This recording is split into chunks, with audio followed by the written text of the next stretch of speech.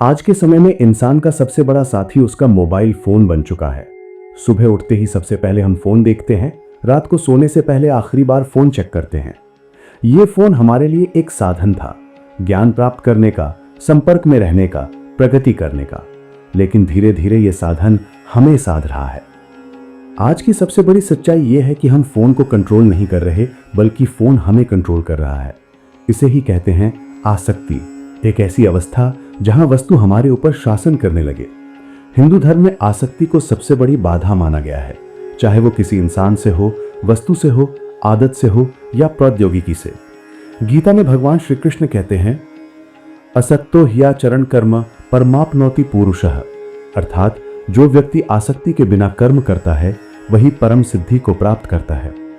तो प्रश्न है, क्या हम इस फोन का उपयोग आसक्ति के बिना कर पा रहे हैं या हम धीरे धीरे इसके दास बनते जा रहे हैं? आधुनिक समस्या और प्राचीन दृष्टि। आज सोशल मीडिया, नोटिफिकेशंस, रील्स और गेम्स ने हमारे दिमाग पर कब्जा कर लिया है। वैज्ञानिक कहते हैं कि हर नोटिफिकेशन हमारे दिमाग में डोपामिन रिलीज करता है और धीरे धीरे हम उसके आदी हो जाते हैं।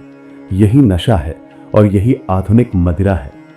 हिंदू धर्म हमेशा से चेतावनी देता आया है कि जो भी हमें अपने आत्मनियंत्रण से दूर करे वो बंधन है। जैसे मदिरा, जुआ, अत्यधिक भोग, ये सब आसक्ति के प्रतीक माने गए। आज उसी श्रेणी में फोन की लत आ गई है। रामायण में रावण की सबसे बड़ी गलती क्या थी? शक्ति होने के बाद भी वो अपनी वासना की आसक्ति से बच नहीं पाया। महाभारत में दुर्योधन की सबसे बड़ी भूल क्या थी? अहंकार और ईर्ष्या की आसक्ति।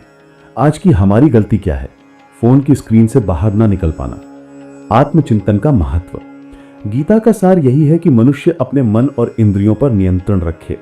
श्री कृष्ण कहते हैं, उद्धरेद आत्मनात्मानम नात्मानम अवसादयेत, अर्थात मनुष्य को स्वयं अपने द्वारा ही ऊपर उठना चाहिए, ना कि स्वयं को नीचे गिराना चाहिए। जब हम घंटों फोन में स्क्रॉल करते हैं तो हम स्वयं को नीचे गिरा रहे हैं। हम समय खोते हैं, ध्यान खोते हैं, नींद खोते हैं और अंत में अपनी जीवन ऊर्जा खो देते हैं। अब सवाल है, इस लत से बाहर कैसे निकला जाए? सत्संग का अभ्यास। फोन पर हर वक्त रील्स या नकारात्मक कंटेंट देखने की जगह प्रतिदिन कुछ समय गीता, उपनिषद, रामचरितमानस जैसे ग्रंथ सुने। हिंदू धर्म कहता है, जैसा संग वैसा रंग। जब आप अपने संग को बदलेंगे तो आपके मन की दिशा बदल जाएगी। संयम और सीमाएं। भगवान कृष्ण ने अर्जुन को यही सिखाया कि जीवन का रहस्य संयम है। अपने फोन के लिए समय तय करें। उदाहरण, सुबह जागते ही फोन नहीं, बल्कि प्राणायाम और ध्यान। रात को सोने से 1 घंटे पहले फोन से दूरी। साधना और ध्यान। ध्यान की शक्ति फोन की लत को काटने की सबसे बड़ी औषधि है। 5 मिनट का श्वास ध्यान प्रतिदिन करें। मन शांत होगा और फोन के आकर्षण से बाहर निकलने की शक्ति बढ़ेगी। कर्मयोग की प्रेरणा। गीता कहती है, कर्मण्येवाधिकारस्ते मा फलेषु कदाचन।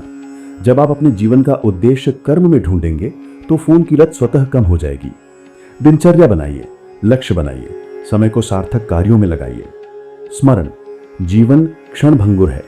मृत्यु के समय कोई भी ये नहीं कहेगा कि काश मैंने और रील्स देख ली होती, बल्कि हर आत्मा यही सोचेगी कि काश मैंने अपने परिवार के साथ समय बिताया होता, ईश्वर का स्मरण किया होता, आत्मा को ऊंचा उठाया होता। व्यवहारिक कदम। डिजिटल उपवास अपनाएं। सप्ताह में 1 दिन बिना फोन बिताएं। नोटिफिकेशन बंद करें। अपने मन को हर सेकंड विचलित होने से बचाएं।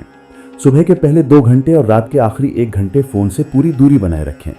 किताबें पढ़ने की आदत डालें, क्योंकि किताब मन को गहराई देती है, जबकि फोन सतही स्तर पर भटकाता है। परिवार और मित्रों के साथ आमने सामने समय बिताएं। फोन बुरा नहीं है, पर उसकी लत बुरी है। जैसे आग खाना पकाने में सहायक है, लेकिन वही आग अगर फैल जाए तो घर जला देती है। ठीक वैसे ही फोन ज्ञान, प्रगति और संपर्क का साधन है, लेकिन जब हम उसके दास बन जाते हैं तो वही साधन हमारे जीवन को नष्ट कर देता है। हिंदू धर्म हमें यही सिखाता है, साधन का उपयोग करो, साधन के गुलाम मत बनो। भगवान कृष्ण ने हमें कर्म, संयम और आत्मनियंत्रण का मार्ग दिखाया। यदि हम फोन को साधन मानकर उसका उपयोग करें और संयम बनाएं तो यह हमें सफलता दिलाएगा। लेकिन यदि हम इसके अधीन हो गए तो यह हमें समय, शांति और आत्मशक्ति से दूर कर देगा। याद रखिए, समय ही जीवन है और जो समय को व्यर्थ करता है वो अपने जीवन को व्यर्थ करता है।